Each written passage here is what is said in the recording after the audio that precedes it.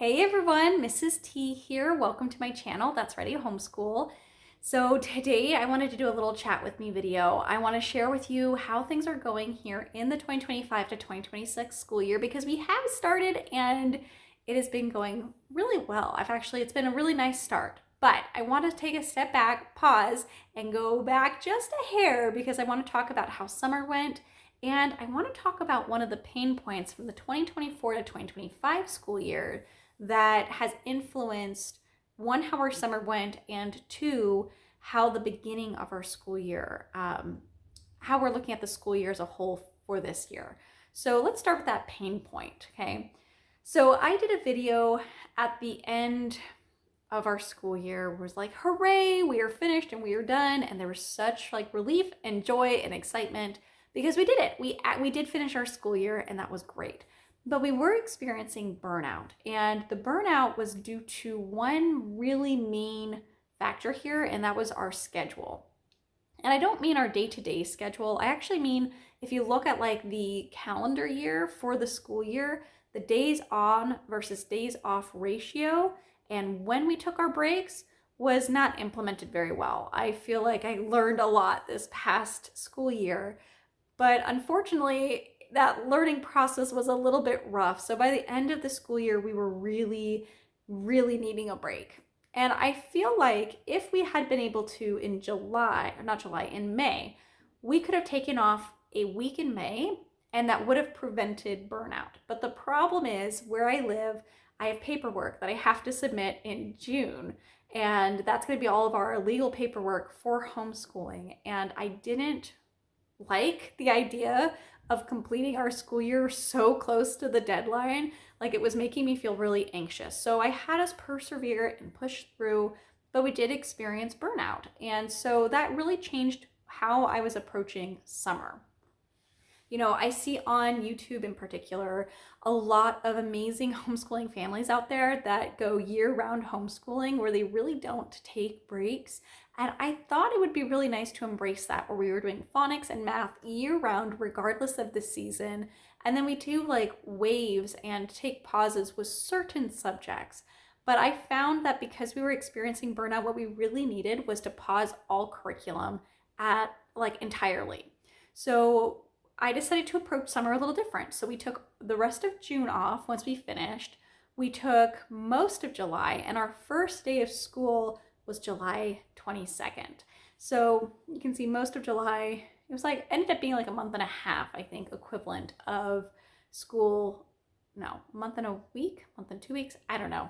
But it was over a month. It was over a month of no curriculum whatsoever. But our summer was really enriching. We took that time we did a lot of play dates with friends. We explored nature locally. We did a lot of swimming, which is great. My older child in particular has always been a very cautious swimmer. We've done swimming lessons, but he hit his stride this whole summer, and now he's feeling way more confident, and he has just completely bloomed into a nice little swimming fish.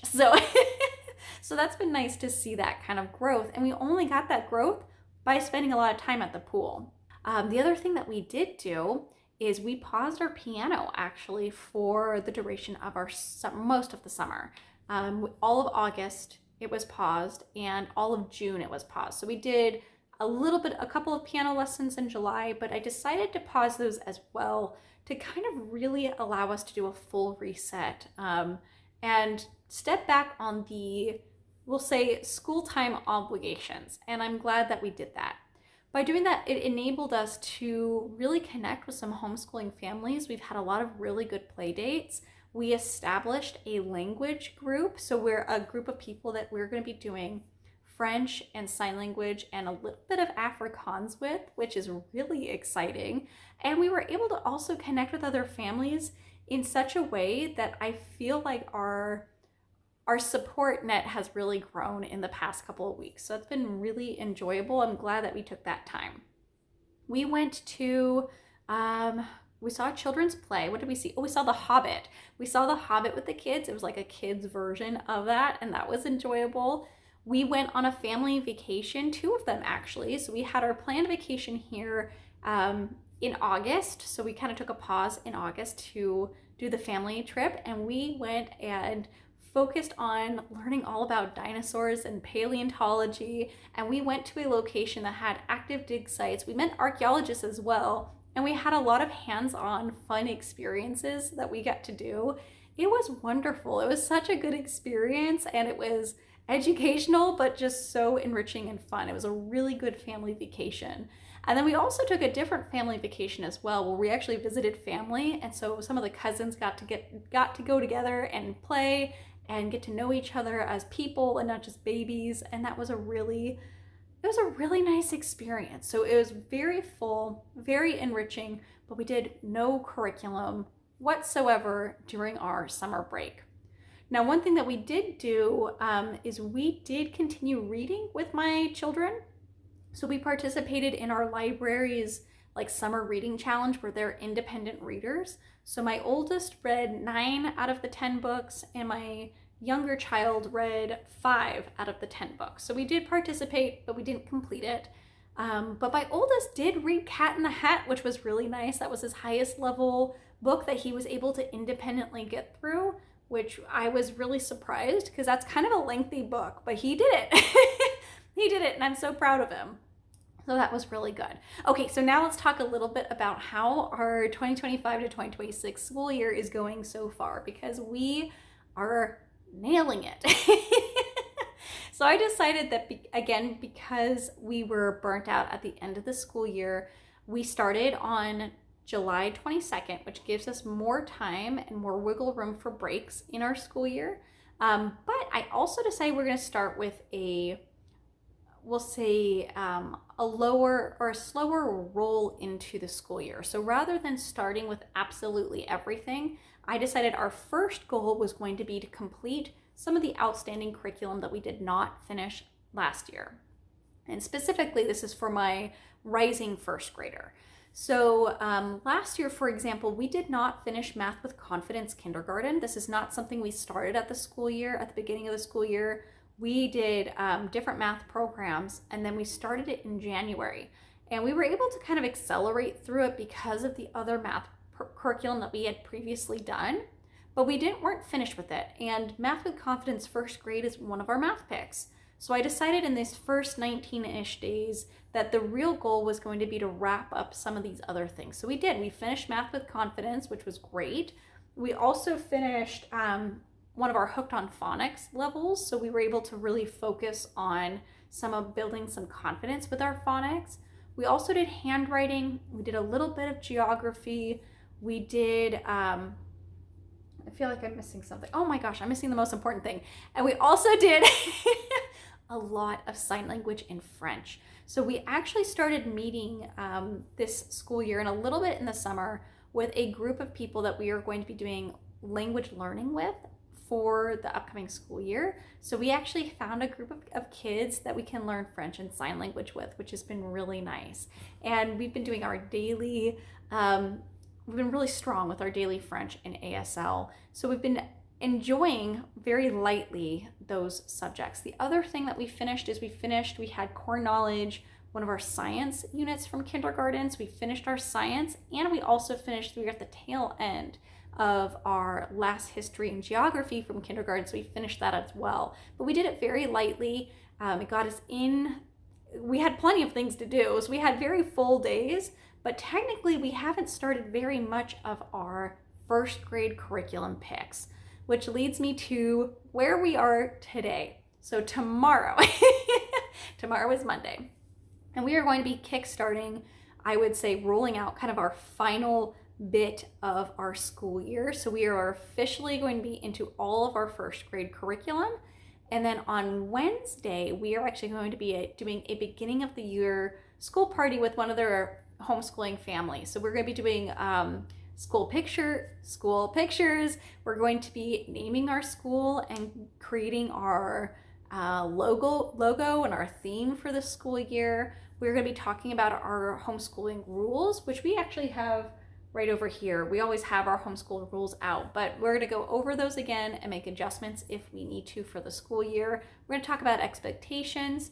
And then one of the things that my oldest asked is he really enjoys tracking his own days. Like he likes knowing how much we've done, like having chunks. So we do have these incentive pads that you put stickers on, and they fit about 25 school days on one sheet. So I decided that we've already done 19 out of those 25, but he's been putting daily stickers on as well. And that's been helping him keep track of it. Now, one thing I want to show you guys is I decided to go without a planner this year, which is kind of crazy because I loved my planner last year. But by the end of the year, it was kind of meh. And the reason why it was kind of meh is simply because I didn't need a planner that was going to have me plan out a week, a month, a year, all at one go. I think for our situation, for the curriculum that we are using, just progressing forward through them and hitting those days is important. And then having like a daily schedule, like a routine is, I found to be a little bit more beneficial. Okay, so what I did first and foremost, so there are two things I want to share with you because I'm not using a planner, is I decided to really hone in on our routine and our expectations here for subjects each day. So for example, here's our general routine. Currently, this will be modified as we start using it and we see what is realistic or not. But for example, we have here Monday, these are going to be the pieces of our language arts that we'll be doing, our math, our languages, we'll be doing science, for example, only on Monday and Wednesday, and our human body here on Friday. We also have our social studies, arts, and then miscellaneous. And anything that's highlighted in yellow is going to be something that we have, we're doing it either with other people or we have to be somewhere. So for example, martial arts, we do every single Wednesday. So that is going to be highlighted in yellow. There's an expectation for us to be somewhere at a certain time. But everything else, we can pick and choose how we see fit. Now I decided that I wanted to track what we are doing more so than track what I think we should be doing at this point in time. So I just grabbed a little Amazon Basics 2-column notebook and I put the date on the top with the day of the school day, and then one column goes for my first grader and the other column goes for my pre-kindergartner, and I literally just jot down what we do. And again, I have started rolling out this content, but starting tomorrow, I'll just go through here and use this as a checklist and a guide to guide me through what will come next. All right, so let's go ahead. We're gonna pause here. We're gonna try to keep it relatively short. I hope you guys have a great day. Comment down below. Let me know what you are doing for your school year. How is it going so far? Have you started yet? And I will talk to you soon. Make sure you hit that subscribe button because I do have more content coming. Thank you so much, everyone. You have a great day. Bye.